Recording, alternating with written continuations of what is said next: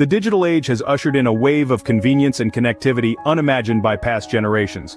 However, with this progress comes a dark underbelly of online threats, among which phishing scams stand out for both their prevalence and their potential harm. Phishing scams are a form of social engineering attack often used to steal user data, including login credentials and credit card numbers. It often involves tricking people into opening an email, message, or link that appears to be from a reputable source, only to lead them into giving up personal information.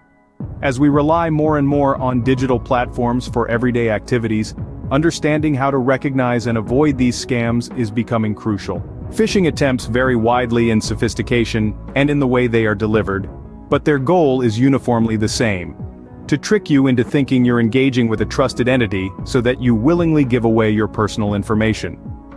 Email phishing, for instance, is one of the most common types where scammers send fraudulent emails that seem to come from reputable companies. They might look like an alert from your bank asking you to confirm your account details, or a message from a service you trust, urging you to validate your login credentials. One of the first lines of defense is recognizing these deceptive signals. Scrutinizing the sender's email address is essential. Scammers often use addresses that mimic legitimate ones, with small alterations that can be easy to overlook. A high degree of vigilance is necessary when examining these addresses. Another red flag is the sense of urgency injected into these messages. They might stress that your account will be closed or your services suspended unless you act immediately. Legitimate organizations, however, typically communicate in a less aggressive manner and provide ample time for you to respond. Moreover, phishing messages often direct you to enter personal information on a website that mimics an official site. At first glance, these websites can seem legitimate, featuring the logo, fonts, and other identifying information of real institutions. Yet upon closer inspection, the URL might have discrepancies, such as subtle misspellings or a different domain, for example, .net instead of .com. Secure websites that require sensitive information will typically use HTTPS in their URLs and include a lock icon near the address bar, signifying an encrypted connection.